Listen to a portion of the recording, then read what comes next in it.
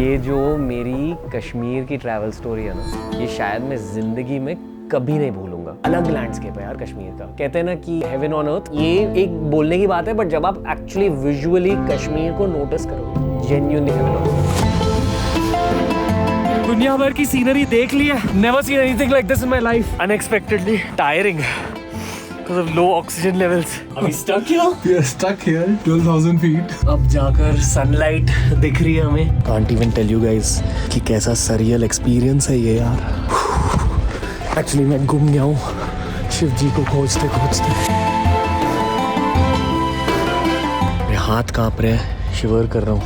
I can't imagine what these brave jawans are going through, staying here for 2 months. मेरे 32 साल लंबे जीवन में ना, पता है मैंने सही चीज क्या करी है? बहुत ज्यादा ट्रैवल किया। भारत में बहुत ज्यादा ट्रैवल किया। रेगिस्तान देखे हैं, जंगल देखे हैं, माउंटेन्स देखे हैं। मैंने यूरोप भी देखा है। मैंने बहुत कूल देश देखे हैं। कश्मीर जैसी कोई जगह नहीं है दुनिया में। और कश्मीर है कहाँ? भारत माता का क्राउन है Kashmir. And you really feel that when you enter the land. Kashmir ये एक डेस्टिनेशन नहीं है दोस्तों। कश्मीर एक फीलिंग है। यहाँ के पहाड़ शांत दिखते तो हैं, लेकिन उनकी खामोशी में हमारे जवानों की कहानियाँ बसी होती हैं। शायद आप ये वीडियो 26 जनवरी रिपब्लिक डे के अराउंड देख रहे हो, तो आज मैं चाहता हूँ कि आप आपके रिपब्लिक को, इंडिया को और गहराई से समझे हमारे जवानों के पर्सपेक्टिव्स के थ्रू। आज का दिन सिर्फ सेलिब्रेशन का नहीं होना चाहिए। 26 जनवरी होना चाहिए ऑल अबाउट ग्रैटिट्यूड।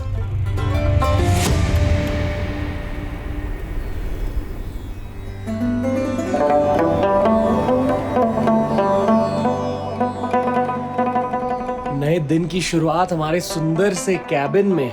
हा आउटफिट देख लो दोस्तों। ओह माय लॉर्ड, इस आउटफिट का नाम है कश्मीरी जितेंद्र। ये देखो, सुंदर से लिक्विड्स, सुंदर सी वादियाँ और हमारे सुंदर बड़े भाई दक्षेश सर। Hello everyone. ये मेरे दोस्त हैं, पर ये इंडियन एयरफोर्स के एक वेटरन भी हैं। इन्होंने बालाकोट ऑपरेशन में भी हिस्सा लिया, इन्होंने उरी में भी पार्ट लिया, और is been a part of operation Sindoor himself. कुछ जगह ऐसी होती है जहाँ बस पैदल चले ना, आपके दिल को खुशी फील होती है। On this particular day Dakshesh भाई decided to show me the Indian military from his own perspective, the inside perspective। जो चीज़ें मैंने मिलिट्री के बारे में जानी, वही चीज़ें आज आप सभी के भारतीय दिलों के साथ शेयर करूँगा। कहाँ लेके जा रहे हो आज? मैं और रणवीर जाएंगे आज गंडोला राइड पे। Are these guys waiting for their skiing? होती क्या है gondola ride? It's basically like cable car and you go first phase and the second phase of Gulmarg. 2 bases होते हैं। जो पहले वाला बेस होता है ना, वहाँ हर कोई जाता है, जाना भी चाहिए। जो दूसरा वाला बेस है, सेकंड फेज मतलब Higher heights. अच्छा, वो बहुत ही ज़्यादा ऊपर है। वहाँ तक पहुँचने के लिए भी ना, जो गंडोला राइड होती है can be a little nerve wrenching, अगर आपको हाइट से डर है वगैरह। क्योंकि जैसे जैसे आप ऊपर जाते हो ना, क्लाउड्स का शेप बदलता है। Gondola time.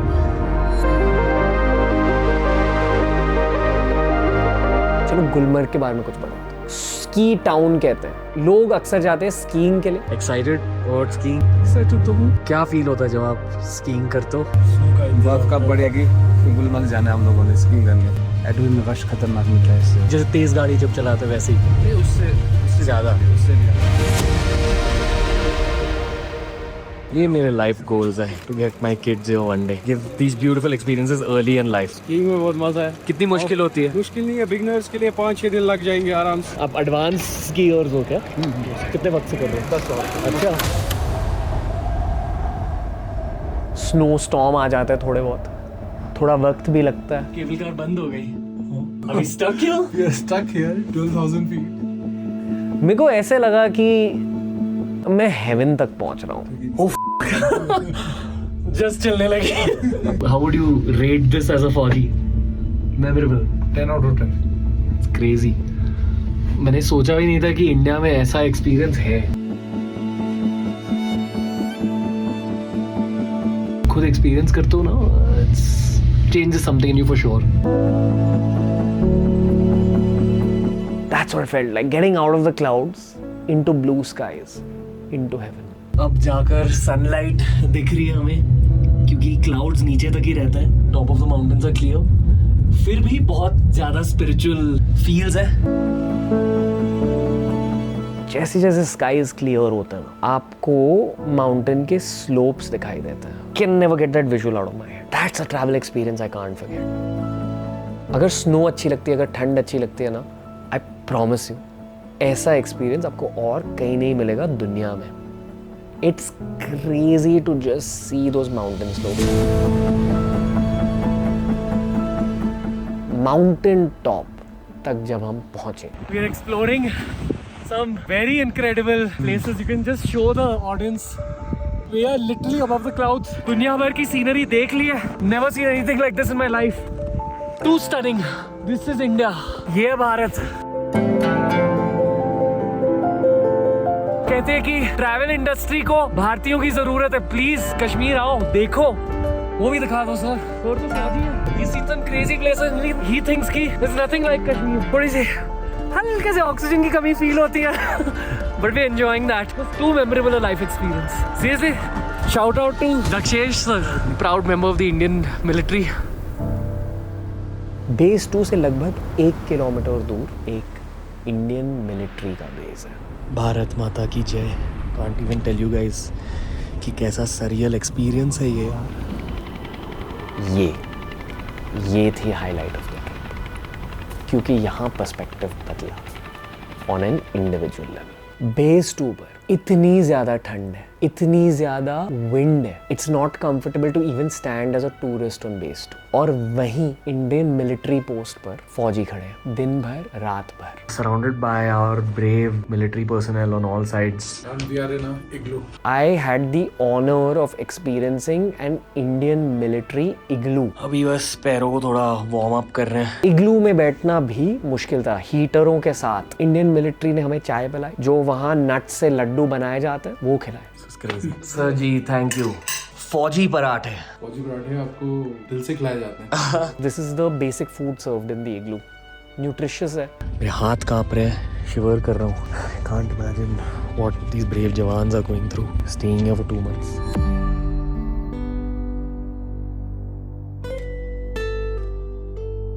मैंने अब तक इंडियन मिलिट्री को थियोरेटिकली समझा था, शो के थ्रू, फौजीज के पॉडकास्ट के थ्रू। इसलिए हम इतने सारे मिलिट्री पॉडकास्ट करते हैं, just want to familiarise our आम जनता with the vibe and the power of the Indian military. ऐसे एक्सपीरियंसेस को जब आप अपने बॉडी और मन में डाउनलोड करते हो ना ट्रैवल के थ्रू, तब आप असली पर्सपेक्टिव जानते हो कि फौजीज की लाइफ कैसे होती है।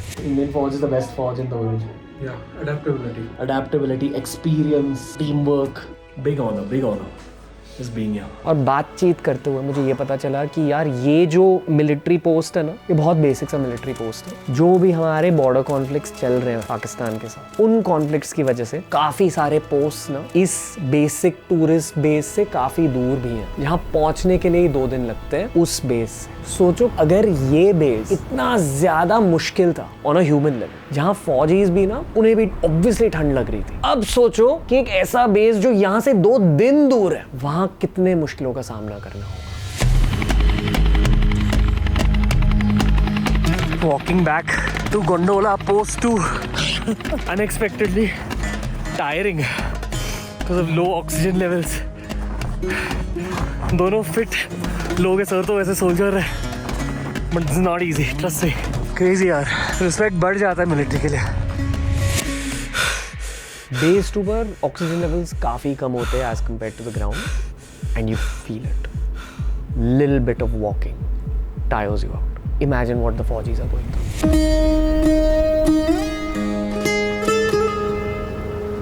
बैक टू सीरी स्ट्रीट, यानी कि सिविलियंस की दुनिया, जहाँ पास में less than a kilometre away फौज का पोस्ट है। वहीं फौजियों की वीरता और रिस्पॉन्सिबिलिटी की वजह से सिविलियंस एंजॉय कर रहे हैं। बॉर्डर के जस्ट उस side Pakistani military base camps के नीचे गांव है। The Pakistani soldiers are fuelled by the local villages in Pakistani Kashmir. Our Fauji's very often for these military bases have to take care of themselves. तो weather भी काफ़ी tough है, situation भी काफ़ी tough है, geopolitics obviously tough है, and at the same time our jawans have to fend for themselves in difficult times.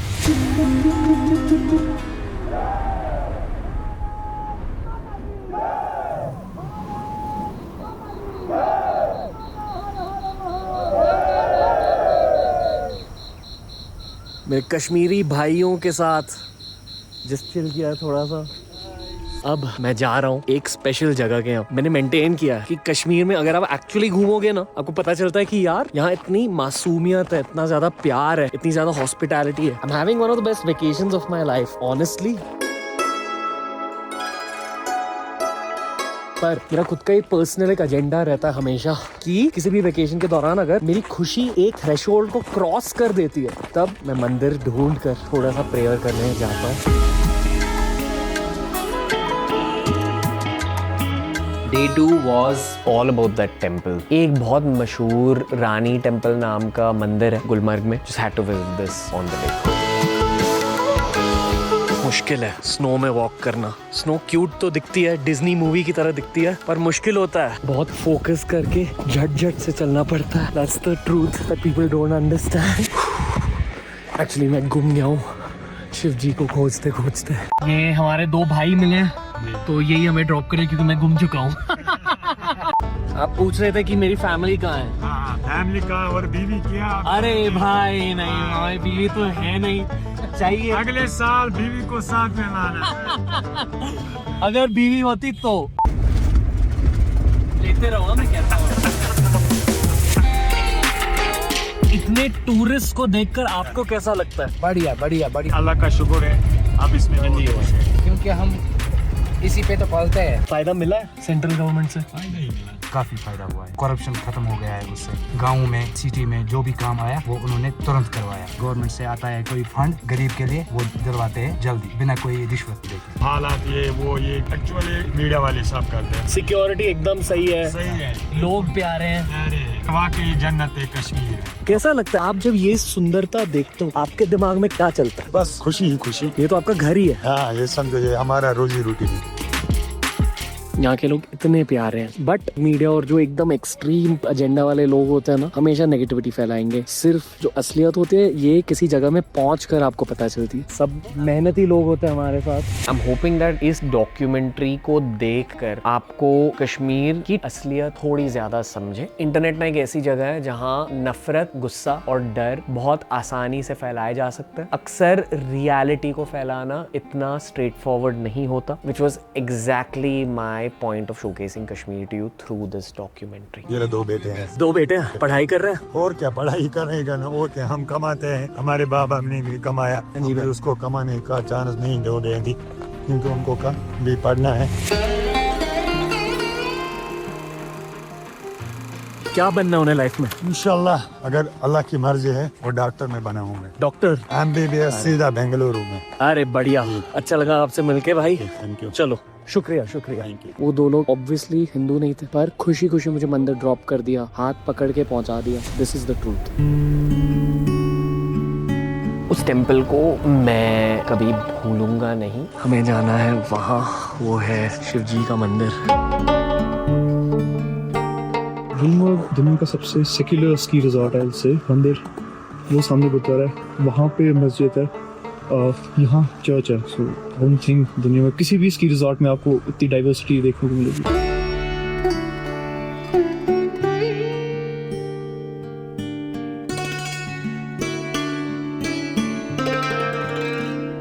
अगर आपको लोगों को चीजें समझानी होती है तो talk to them in their language. Mostly मुझे होता है कि सारे हिंदू भाई, हिंदू बहन ये वाला व्लॉग देख रहे हैं, आपकी लैंग्वेज में समझाऊंगा। वासुदेव कुटुंबकम, मतलब the world is one family. जब मैं जाप करने बैठा वो मंदिर में, बहुत खुशी फील हो रही थी। I was grateful for this travel experience. मंदिर के अंदर आ चुका हूँ, बहुत शांति है यहाँ। ये मेरी माला है जिस पर मैं जाप करता हूँ, ये मेरे साथ हमेशा रहती है। I can't show you guys the mala on screen. Genuinely Shiv ji से परमिशन मांगकर मेंटली इमोशनली फिर ये वीडियो निकाला है आप लोगों के लिए, ताकि आप लोगों को भी यहाँ की शांति महसूस हो जाए। इतना कुछ सीखा इस ट्रैवल एक्सपीरियंस के दौरान। I wasn't even very happy. I was just peaceful. लोग दुख की वजह से रोते हैं, लोग सुख की वजह से रोते हैं। कभी आपने सुकून की वजह से रोया है?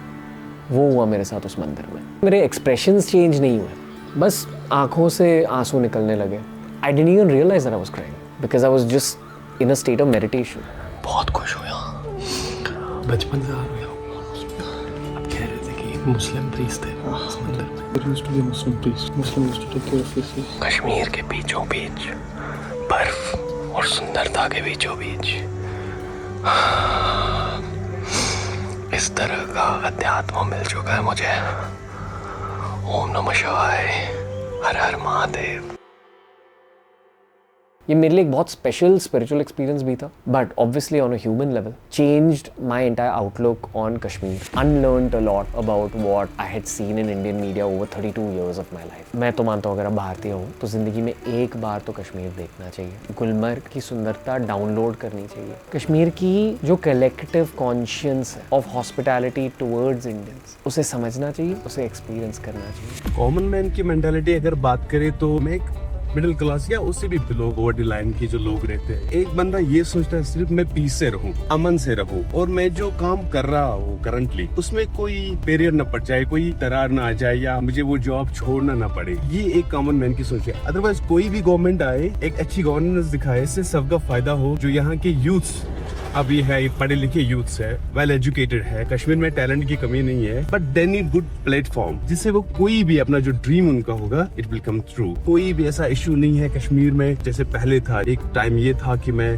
गल्फ जाना चाहता था कश्मीर को छोड़ के, अपने पैराडाइज को छोड़कर, बट सिंस लास्ट 1 डिकेड तब से थोड़ा सा पीस कश्मीर में देखने को मिलता है। लोग अभी यहाँ पे रहना चाहते हैं, यहीं से अपना बिजनेस स्टार्ट करना चाहते हैं। ये मेरी लाइफ की एक बहुत होलसम ट्रैवल स्टोरी थी। मैं अकेले ट्रैवल नहीं करता। This was a very unique and unexpected situation for me. जब पता चला कि फैमिली लैंड ही नहीं कर पा रही है वो स्नो स्टॉर्म में, तो मैं डर गया। एंड ऑब्वियसली एक बैगेज रहता है ना आपका, मेमोराइज्ड फियर, मेमोराइज्ड डर, वो सब चल रहा था दिमाग में। और जो मैंने इन 3 दिनों में एक्सपीरियंस करा, वो मेमोराइज्ड डर उसकी वजह से फेड अवे हो गया। I think that's the point of travel. The dissolution of fear, the dissolution of ego, and the dissolution of perspective.